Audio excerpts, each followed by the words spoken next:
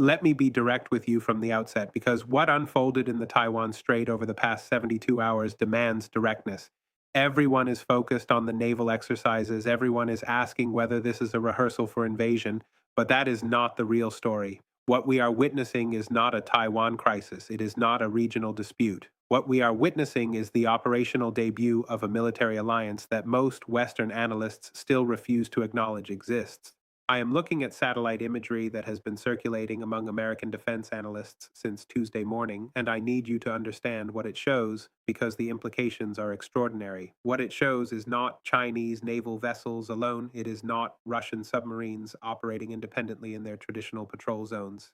What it shows is 23 surface combatants operating in a coordinated formation 140 kilometers east of Taiwan, with acoustic signatures indicating at least 6 Russian attack submarines providing subsurface screening. This is not proximity, this is not coincidence. This is integrated naval operations between two nuclear powers, and it happened 96 hours after the United States announced forward deployment of additional Patriot batteries to Taiwan. In the next 20 minutes, I am going to walk you through exactly why this represents China's enforcement of a red line that was crossed 3 days ago, why Russia's participation signals a fundamental realignment in global military partnerships, and why the Pentagon's response reveals an institution that is not prepared for what is actually unfolding. This is the Daily Brief. Subscribe now if you have not already, because what we are about to cover is being actively analyzed by American military planners right now. This is not speculation. This is happening. Let's start with geography and timelines because context matters when we are talking about red lines and military responses. The Taiwan Strait at its narrowest point is approximately 130 kilometers wide. That matters because it means that any military asset positioned in those waters is, by definition, operating in a space where escalation can happen in minutes, not hours. The shallow water depth, averaging between 50 and 70 meters across most of the strait, creates unique acoustic conditions that American submarine detection systems have historically exploited.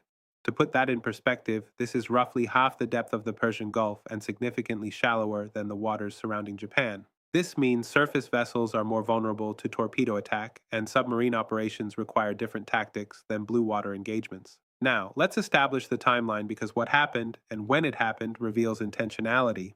On April 28th, the United States Department of Defense announced the forward deployment of 3 additional Patriot missile batteries to Taiwan as part of what Secretary of Defense Lloyd Austin described as, and I am quoting directly here, enhanced air defense cooperation. The announcement was framed as routine. It was not routine. Within 18 hours of that announcement, China's Ministry of Foreign Affairs issued a statement warning that, quote, crossing red lines on Taiwan's military status will be met with consequences that ensure China's territorial integrity.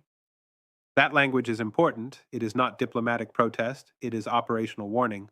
48 hours after that warning, on May 1st, the People's Liberation Army Navy began what it called scheduled maritime exercises in the Taiwan Strait. But these were not the exercises the international media reported.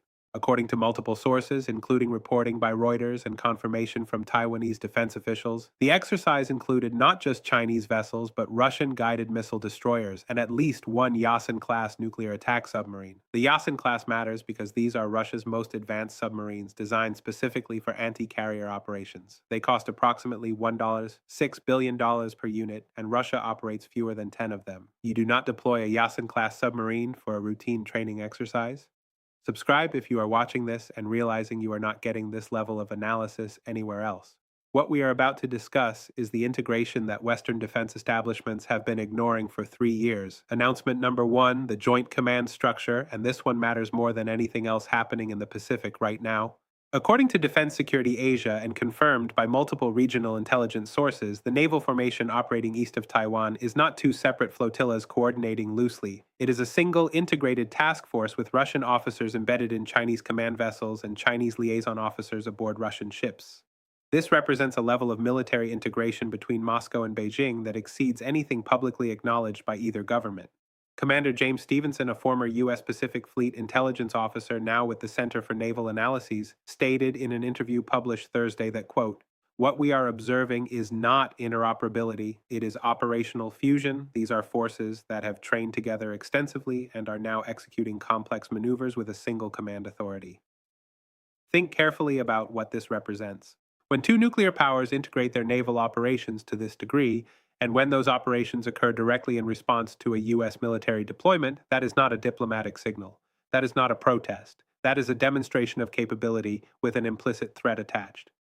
The Russian Pacific Fleet operates out of Vladivostok, approximately 2,400 kilometers north of the Taiwan Strait.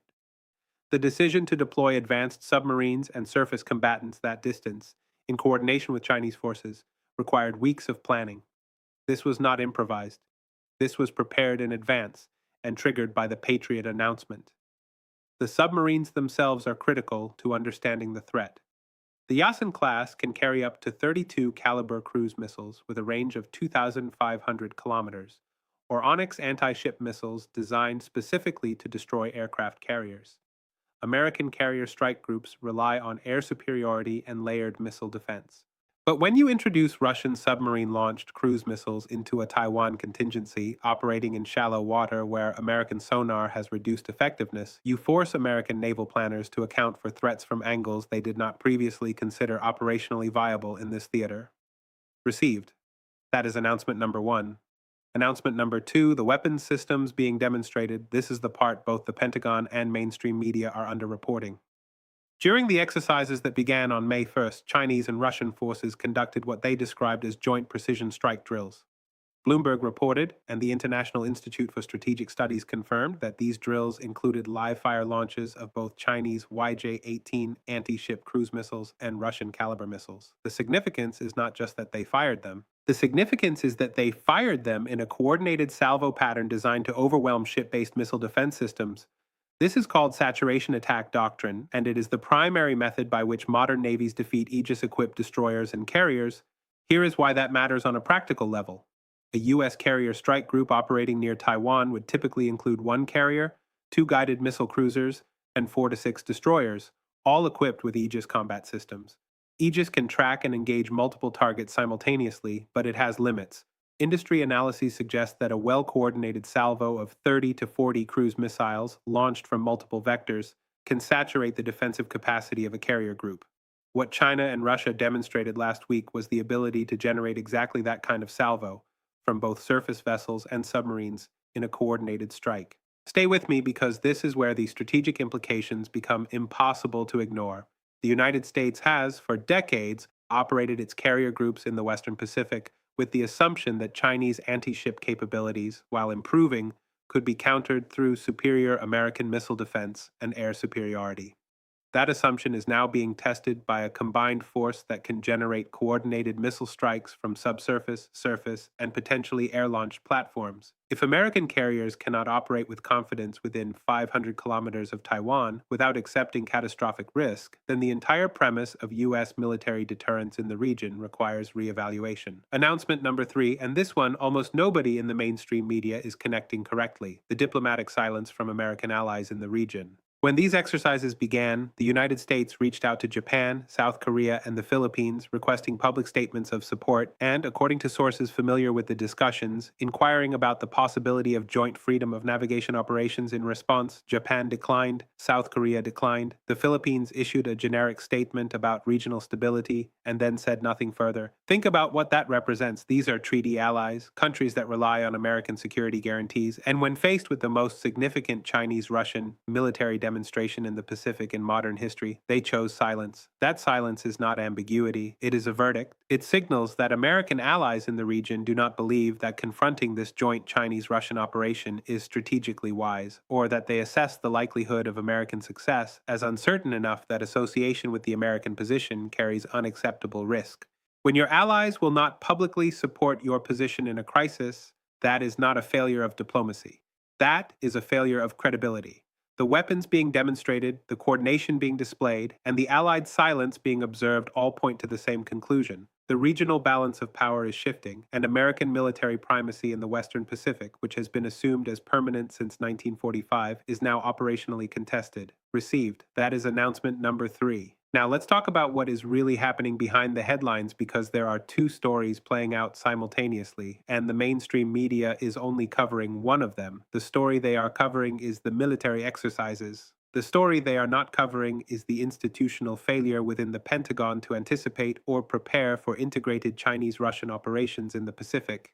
According to reporting by Defense News and confirmed by congressional testimony from the Government Accountability Office, the Pentagon's 2023 National Defense Strategy explicitly dismissed the likelihood of sustained Chinese-Russian military cooperation, describing it as limited to symbolic cooperation driven by mutual opposition to U.S. policy but constrained by competing interests. That assessment is now demonstrably wrong. The exercises we are witnessing are not symbolic, they are operationally sophisticated, involving weapons integration, command fusion, and strategic signaling. This represents either an intelligence failure or a refusal to accept intelligence that contradicted preferred assumptions. Secretary Austin responded to questions about the exercises by stating that the United States remains committed to freedom of navigation and will continue to operate in international waters consistent with international law. This has not notably changed Chinese or Russian behavior. Think carefully about what this represents. When the United States makes a declaratory statement about its intentions and the opposing forces not only continue their operations but expand them, that is not a diplomatic exchange. That is a demonstration that American rhetoric is no longer sufficient to alter adversary calculations. The counter narrative that is not being told in American media is the narrative being told in Beijing and Moscow. In Chinese state media, the exercises are being framed as a response to American provocation, specifically the Patriot deployment, which is described as militarization of Taiwan in violation of prior understandings. In Russian media, the exercises are being framed as a demonstration of a new model of great power cooperation, one that offers an alternative to American alliance structures. Both narratives emphasize sovereignty, non-interference, and resistance to American unilateralism. Whether you agree with those narratives or not is irrelevant. What matters is that they are coherent, they resonate with audiences in the global south, and they are not being effectively countered by American public diplomacy. If you own assets in East Asian markets, if your business relies on semiconductor supply chains, or if you are tracking global energy prices, what is happening in the Taiwan Strait is not a foreign policy story for you. It is a supply chain story, a financial stability story, and an inflation story. These exercises are occurring in waters through which approximately 88% of Taiwan's semiconductor exports transit. Any sustained disruption to that transit fundamentally alters global technology supply chains. This pattern has repeated throughout history, and every time it repeats, the outcome is the same. During the Peloponnesian War, Athens and Sparta fought for nearly 3 decades. Both sides exhausted themselves militarily and economically. Both sides believed they were fighting for existential principles. And who won? Macedon, Philip II, and later Alexander the Great exploited the weakness of the Greek city-states to build an empire that conquered both Athens and Sparta and extended to India. The parallel here is exact. The United States and China are locked in what American strategists call great power competition. Both sides are investing enormous resources. Both sides believe the stakes are existential. Both sides are accumulating debt and diverting resources from infrastructure, education, and technological development. And who is positioned to benefit? The countries that are not exhausting themselves in direct confrontation: India, Indonesia, Brazil, Turkey, nations that are building economic and diplomatic relationships with both sides while avoiding the costs of conflict. The deployment of Russian forces alongside Chinese forces in the Taiwan Strait is not evidence that Russia and China are merging into a single power. It is evidence that both recognize the value of appearing unified to increase the costs and risks for the United States.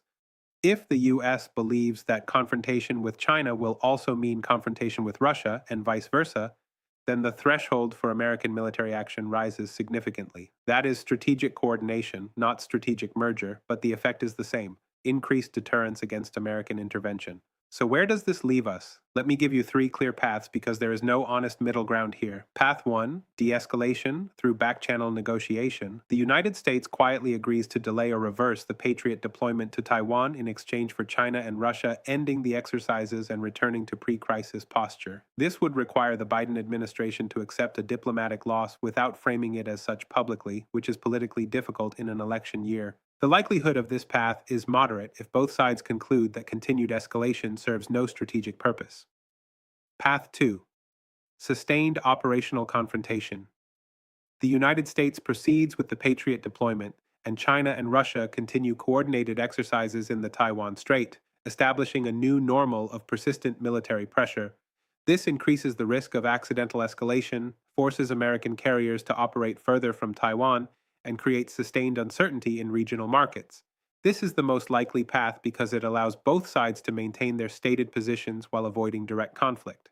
Path 3: Deliberate escalation to crisis. Either the United States conducts freedom of navigation operations directly through the exercise zone, forcing Chinese and Russian forces to either yield or respond, or China decides to enforce an exclusion zone directly challenging American vessels. This path leads to the highest risk of military exchange and is the least likely, but it is not impossible if either side miscalculates the other's resolve or if domestic political pressures demand visible action. I think we are closer to path 2 than the headlines suggest. The exercises will continue in some form, American carriers will adjust their operational patterns, allies will remain cautious, and the global perception of American military primacy will continue to erode incrementally. But here is the caveat: path 3 becomes more likely if either side experiences a domestic political crisis that creates incentives for nationalist escalation, or if an accident occurs during operations that forces a response. Here are the questions I want you to take away. Does the United States have a clear strategy for operating in a Western Pacific where Chinese and Russian forces are integrated? Can American allies be relied upon to support confrontational policies when they assess the risks as unacceptable? And what happens to semiconductor supply chains, energy markets, and global trade if the Taiwan Strait becomes a persistent zone of military tension? Tell me in the comments what you think the administration does next. Tell me if you believe American carriers can continue operating near Taiwan under these conditions. We will keep tracking every development in the Pacific, the movements of both Chinese and Russian naval assets, and the responses from Washington and allied capitals. That is what the Daily Brief does every single day. Subscribe now. Share this analysis with everyone in your network who is trying to understand what is actually happening in the Taiwan Strait beyond the headlines. Turn on notifications so you do not miss the next update. We will see you in the next brief.